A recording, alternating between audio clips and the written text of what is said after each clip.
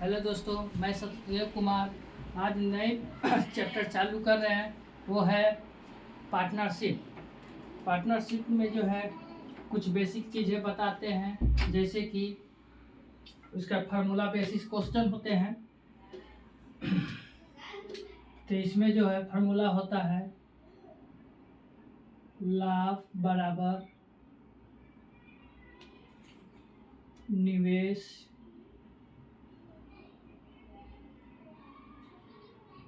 गुने समय। ये इसका फार्मूला होता है लाभ बराबर निवेश गुने समय।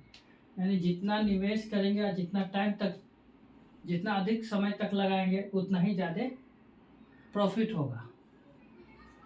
अब देखिए इसको जो है प्रॉफिट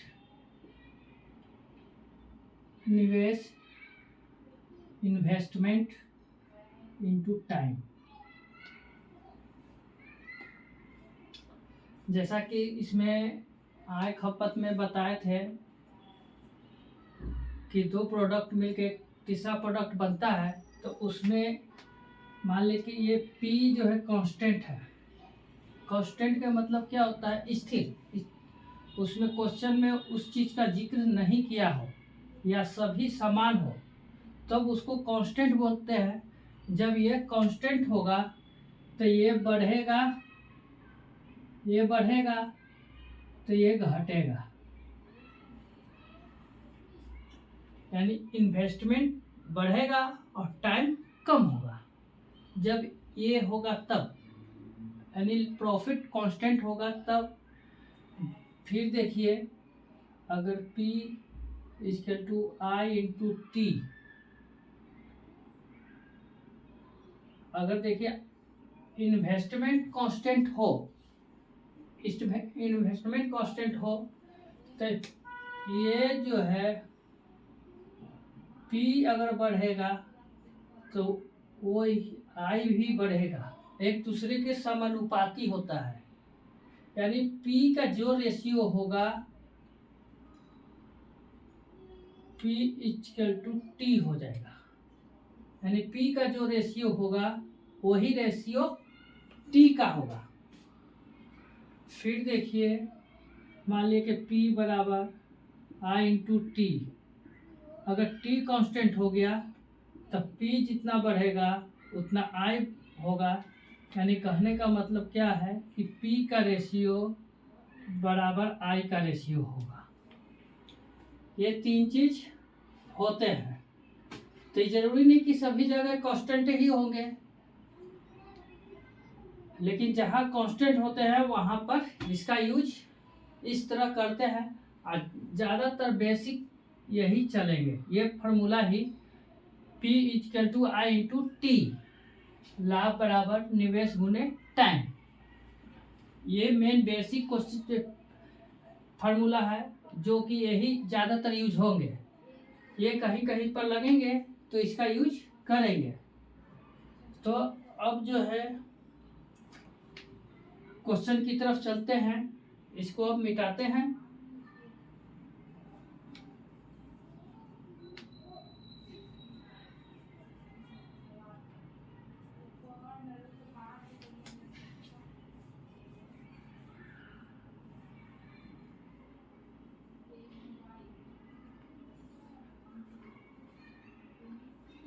जैसा कि पहला क्वेश्चन है, राज तथा संजय एक व्यापार में क्रमशः 45,000 रुपया तथा 72,000 रुपये की पूंजी निवेश करते हैं।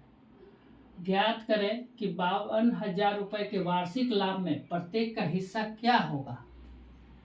तो यहाँ पर देखिए अभी बताए थे कि P बराबर क्या होता है? I into T. I into T और हिंदी में लिख देते हैं लाभ बराबर होता है निवेश गुने समय। ये होता है। तो यहाँ पर देखिए एक चीज की जिक्र नहीं किया गया है। यहाँ पर देखिए इन्वेस्टमेंट जो है, राज जो है इन्वेस्टमेंट किया 45,000 संजय किया है 72,000 रुपया निवेश है, यानी इन्वेस्टमेंट जो है 45,000 और 72,000 रुपया दिया गया है। और यहाँ पर जो है प्रॉफिट दिया गया है, टाइम यहाँ नहीं दिया है, तो टाइम क्या होगा, कांस्टेंट हो गया। तो अभी जो बताए थे कि P = I × T,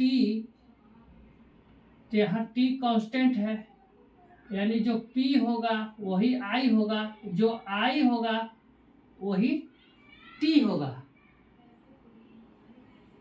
तो देखिए, तो यहाँ इन्वेस्टमेंट जो है राज और संजय, तो राज है 45,000 रुपया लगाया, संजय जो है 72,000 रुपया लगाया। तो 3 0 से 3 0 कैंसिल, 9 से काटेंगे 5 बार में, 9 से काटेंगे 8 बार में। तो ये हमको इन्वेस्टमेंट का रेशियो मिल गया।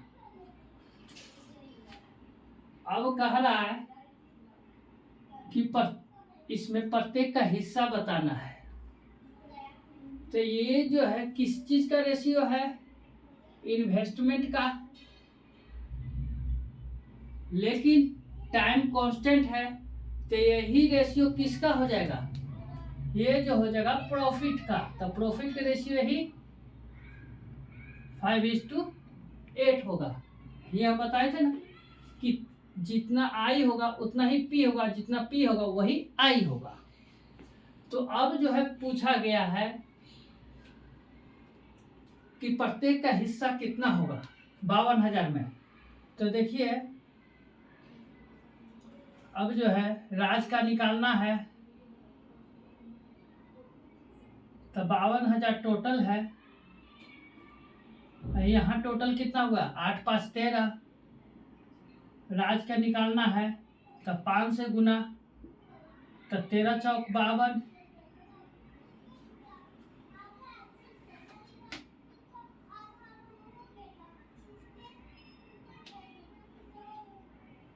अब 5 चौक को 20, 20 पर 3 0,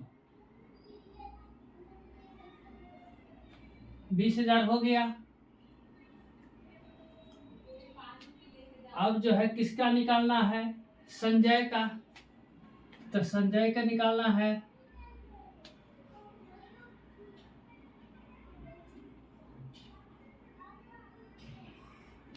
तो देखिए 52,000 में से 20,000 गया, 52,000 में से 20,000 माइनस कर देंगे, तो 32,000। संजय को कितना मिलेगा, 32,000 रुपया मिलेगा। तो प्रत्येक का हिस्सा निकाल दिया।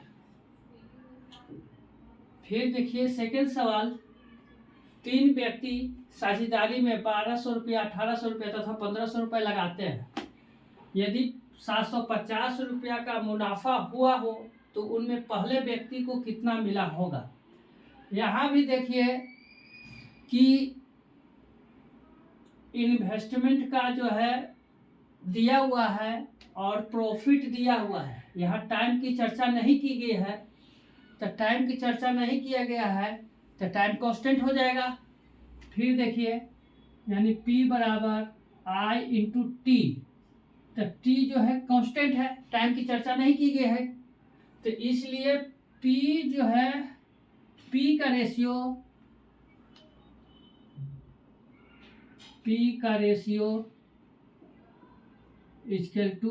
का रेशियो।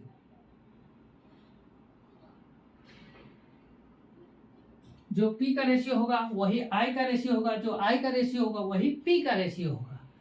तो यहाँ पर देखिए 3 व्यक्ति है। अब 3 व्यक्ति है तो A B C,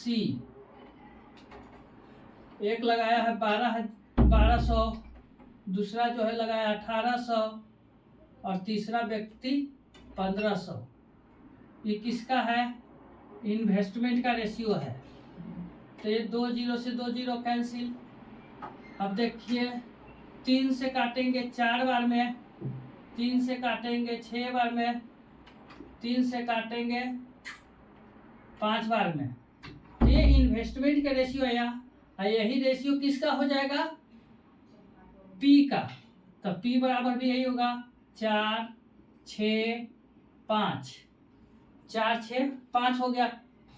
अब कहा गया कि पहला व्यक्ति, यानी पहला व्यक्ति कौन है? ए का निकालना है। तो ए का निकालना है तो कितना मुनाफा हुआ है? 750। प्रॉफिट जो है 750 का है। यहाँ टोटल कितना है? 4 6 10 और 5 15। और ए का निकालना है तो कितना से गुना? 4 से गुना।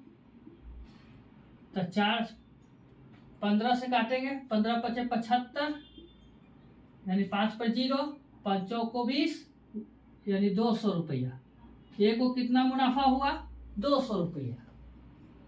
अब देखिए तीसरा प्रश्न है, करें कि ए बी तथा सी एक व्यापार में 3 साझेदार है।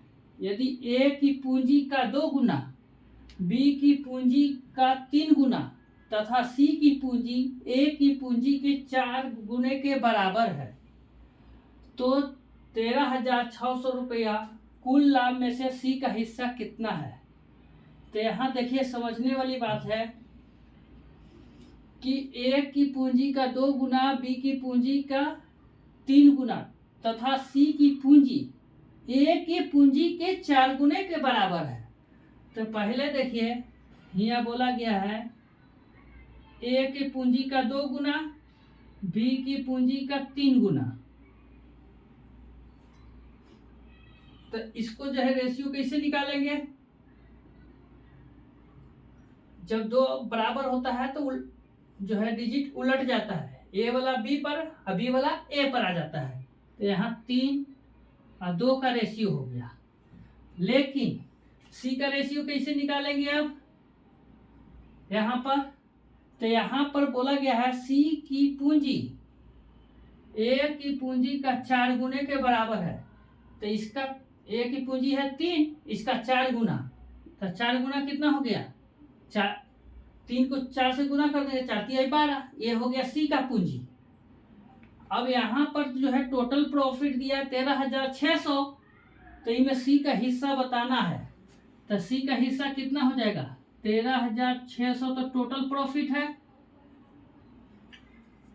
ये इन्वेस्टमेंट के रेशियो निकला, इन्वेस्टमेंट के दिया हुआ था। इसमें भी देखिए आप कि टाइम की चर्चा नहीं की गई है। तो जब टाइम की चर्चा नहीं किया गया है, जो पी है वही आई है, जो आई है वो पी है। तो ये जो है पी का ही रेशियो होगा 3:2:12। पी यानी प्रॉफिट का रेशियो यही हो जाएगा। अब देखिए प्रॉफिट के रेशियो टोटल कितना होगा? 3 2 5 12 17 हो गया। सी का निकालना है तो गुने 12, 17 के टेबल में काटेंगे, 17 36 से 8 बार में, तो यानी 800 कट गया। और 12 8 96, 12 से 8 में गुना करेंगे, 12 8 96 और 2 को 0, यानी 9600 रुपया जो है इसमें सी को प्रॉफिट होगा। ये हुआ तीसरा नंबर सवाल। अब जो है चौथा नंबर सवाल है, 3 ए बी तथा सी किसी व्यापार शुरू करते हैं। बी कुल पूंजी का 17 भाग निवेश करते हैं तथा ए और सी समान पूंजी निवेश करते हैं। यदि वार्षिक लाभ 15,300 रुपया हो तो बी तथा सी के लाभों में क्या अंतर है?